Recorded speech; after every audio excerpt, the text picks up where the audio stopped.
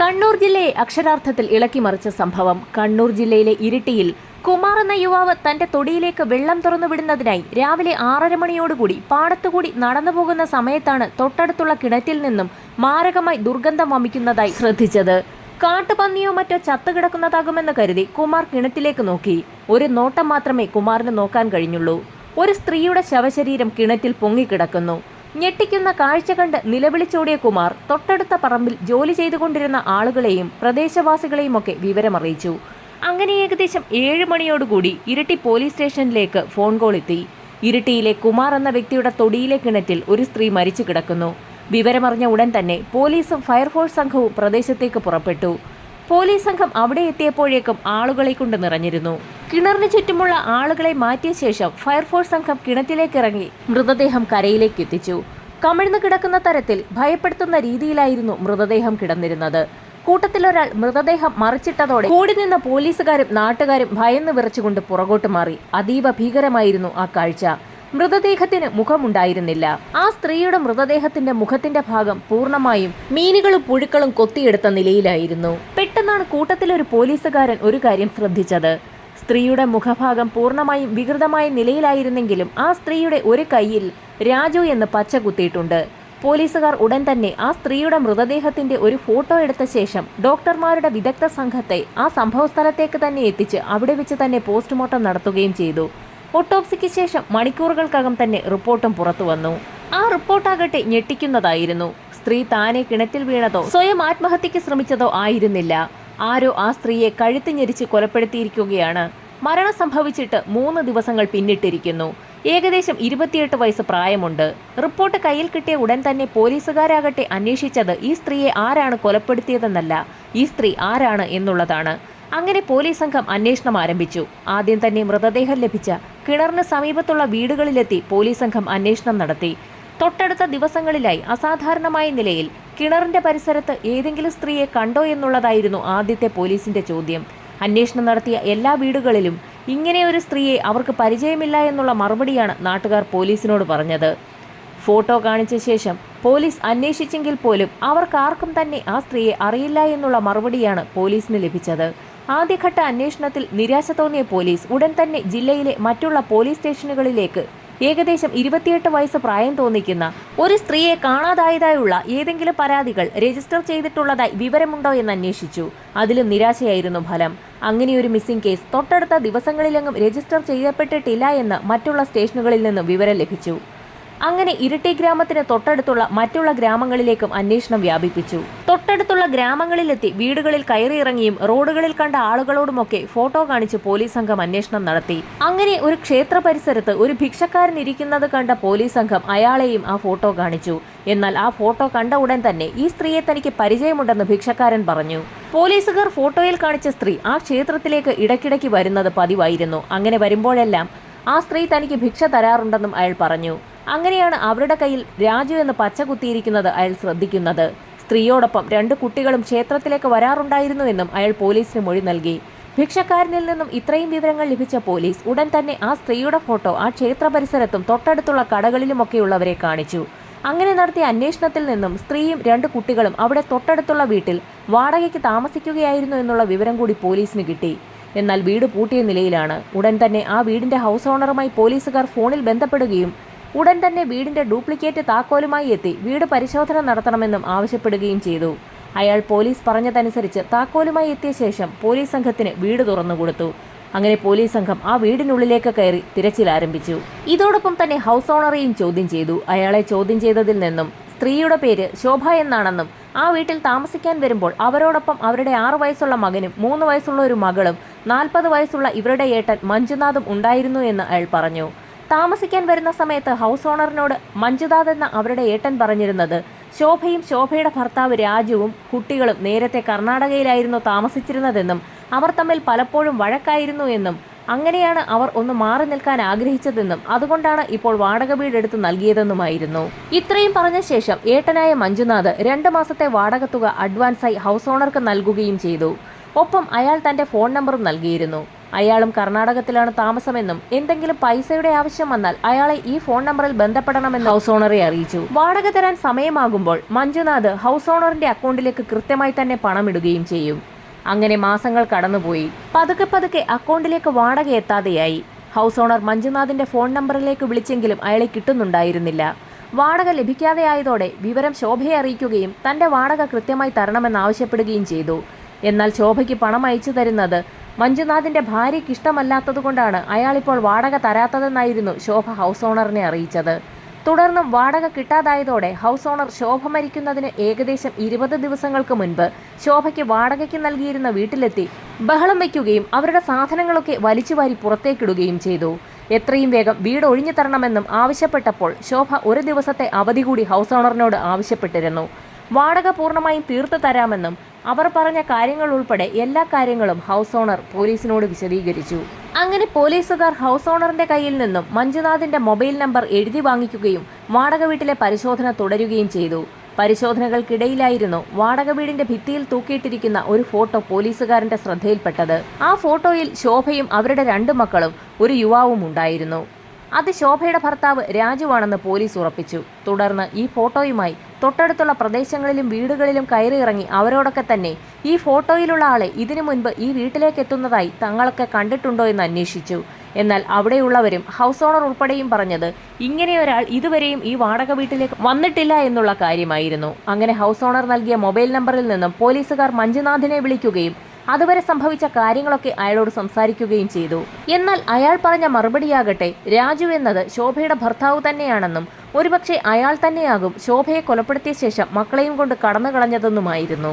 രാജുവാണ് ശോഭയെ കൊലപ്പെടുത്തിയതെന്ന് എന്തടിസ്ഥാനത്തിലാണ് താങ്കൾ പറഞ്ഞതെന്ന് പോലീസുകാർ മഞ്ജുനാഥിനോട് ചോദിച്ചു. രാജു ഒരു മദ്യപാനിയും വീട് നോക്കാത്ത ആളുമാണെന്നും നേരത്തെ ഇവർ കർണാടകത്തിൽ ഒരുമിച്ച് താമസിക്കുന്ന സമയത്ത് തന്നെ രാജു സ്ഥിരമായി മദ്യപിച്ച് വീട്ടിലെത്തി ശോഭയുമായി വഴക്കുണ്ടാക്കുന്നത് പതിവായിരുന്നു എന്നും വഴക്കിന് ശേഷം പിണങ്ങിപ്പോകുന്ന രാജു 7-8 ദിവസങ്ങൾക്ക് ശേഷമാണ് മടങ്ങിയെത്താറുള്ളതെന്നും അയാൾ പറഞ്ഞു. അങ്ങനെ രാജുവിന്റെ ഉപദ്രവം സഹിക്കവയ്യാതെയാണ് ശോഭയുടെ ആവശ്യപ്രകാരം ശോഭയെയും കുട്ടികളെയും താൻ കേരളത്തിലെത്തി ഇവിടെയൊരു വീട് വാടകയ്ക്കെടുത്ത് അവരെ ഇവിടെ താമസിപ്പിച്ചതെന്നും അയാൾ വ്യക്തമാക്കി. എന്നാൽ ശോഭയെയും കുട്ടികളെയും കാണാതായതോടുകൂടി അവർ എവിടെയാണെന്ന് പറഞ്ഞു തരണമെന്ന ആവശ്യവുമായി രാജു മഞ്ജുനാഥിനെ സ്ഥിരമായി സമീപിക്കാറുണ്ടായിരുന്നു. അവരെവിടെയാണെന്ന് പറഞ്ഞു കൊടുത്താൽ അയാൾ അവിടെയും എത്തി അവരെ ഉപദ്രവിക്കുമെന്നുറപ്പുള്ളതുകൊണ്ട് തന്നെ മഞ്ജുനാഥ് രാജുവിനോട് ശോഭയും കുട്ടികളും എവിടെയാണെന്നുള്ള കാര്യം പറഞ്ഞിരുന്നില്ല. അങ്ങനെ ഏതാനും ദിവസങ്ങൾക്ക് ശേഷം വീണ്ടും രാജു മഞ്ജുനാഥിനെ കാണാനെത്തിയിരുന്നു. താൻ ഒരുപാട് മാറിപ്പോയെന്നും തനിക്ക് തൻ്റെ ഭാര്യയും കുട്ടികളുമില്ലാതെ ഇനി ജീവിക്കാനാകില്ല എന്നും അതുകൊണ്ട് തന്നെ എത്രയും വേഗം അവരുടെ അടുത്ത് തന്നെ എത്തിക്കണമെന്നും അയാൾ മഞ്ജുനാഥിനോട് പറഞ്ഞിരുന്നു. അയാൾ മാറിയിട്ടുണ്ടാകുമെന്ന് കരുതി മഞ്ജുനാഥ് രാജുവിനെയും കൂട്ടി കേരളത്തിലെത്തിയിരുന്നു. എന്നാൽ കേരളത്തിലെ വാടക വീട്ടിലെത്തിയ രാജുവിനെ കണ്ട് രാജുവിന്റെ ഭാര്യ ശോഭ ഉറക്കെ നിലവിളിക്കുകയും കയർത്ത് സംസാരിക്കുകയും രാജുവിന്റെ മുഖത്ത് പൊതിരെ തല്ലുകയും ചെയ്തു. എന്നാൽ ദേഷ്യം വന്ന രാജു തനിക്ക് തന്റെ മക്കളെ വേണമെന്നും ശോഭയെ ഇല്ലാതാക്കിയിട്ടാണെങ്കിലും തന്റെ മക്കളെയും കൊണ്ട് ഇവിടെ നിന്ന് പോകുമെന്നും അയാൾ വെല്ലുവിളി നടത്തിയിരുന്നു. ഇക്കാര്യങ്ങൾ മഞ്ജുനാഥ് പോലീസിനോട് വ്യക്തമാക്കി. ഇത്രയും കാര്യങ്ങൾ മഞ്ജുനാഥിൽ നിന്നും മനസ്സിലാക്കിയ പോലീസ് സംഘം രാജുവിനെ തേടി കർണാടകത്തിലെ ടുംകൂറിലേക്ക് യാത്ര തിരിച്ചു. ടുംകൂർ പോലീസിന്റെ സഹായത്തോടുകൂടി രാജുവിന്റെ വീട് കണ്ടെത്തിയെങ്കിലും അയാൾ അവിടെ ഇല്ലായിരുന്നു. തൊട്ടടുത്തുള്ള പരിസരവാസികളോടും ബന്ധുക്കളോടുമൊക്കെ രാജുവിനെക്കുറിച്ച് ചോദിച്ചെങ്കിലും ഒരു വിവരവും ലഭിച്ചില്ല. അങ്ങനെ രാജുവിന്റെ സുഹൃത്തുക്കളെ കണ്ട് ചോദ്യം ചെയ്യാൻ പോലീസ് തീരുമാനിച്ചു. സുഹൃത്തുക്കളെ കണ്ട് ചോദ്യം ചെയ്തതിൽ നിന്നും ചില വിവരങ്ങൾ പോലീസിന് കിട്ടി. കൂട്ടത്തിൽ രാജുവിന്റെ ഉറ്റ സുഹൃത്തായ ഒരാൾ ചില കാര്യങ്ങളൊക്കെ പോലീസിനോട് തുറന്നു പറയുകയും ചെയ്തു.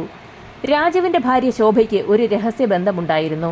രാജു പുറത്തേക്ക് പോകുന്ന സമയത്തെല്ലാം ഏകദേശം 45 വയസ്സ് പ്രായം തോന്നിക്കുന്ന ഒരാൾ ഇവിടേക്ക് എത്താറുണ്ട്. പലപ്പോഴും അയാൾ ഒരു ഓട്ടോയിൽ ഇവിടേക്ക് വരുന്നത് താൻ കണ്ടിട്ടുണ്ടെന്നും ആ സുഹൃത്ത് പോലീസിന് മൊഴി നൽകി. ഒരിക്കൽ രാജുവിനെ അറിയിച്ചെങ്കിലും ആദ്യഘട്ടത്തിലൊന്നും അയാൾ ശോഭയെ സംശയിച്ചില്ല. എങ്കിലും രഹസ്യമായി ശോഭയെ നിരീക്ഷിക്കാൻ അയാൾ തീരുമാനിച്ചു. അങ്ങനെ ഒരു ദിവസം പുറത്തേക്ക് പോവുകയാണെന്ന് പറഞ്ഞ് രാജു വീട്ടിൽ നിന്ന് പുറത്തിറങ്ങി പരിസര പ്രദേശത്തൊരിടത്ത് ആരും കാണാതെ ഒളിച്ചിരുന്നു. ഈ സമയത്ത് 45 വയസ്സ് പ്രായം തോന്നിക്കുന്ന ഒരാൾ ഓട്ടോയിലെത്തുകയും രാജുവിന്റെ വീടിനുള്ളിലേക്ക് കടക്കുകയും ചെയ്തു. അങ്ങനെ വീടിനുള്ളിൽ നിന്നും ശോഭയെയും 45-കാരനായ ആ അജ്ഞാതനെയും രാജു പിടികൂടി.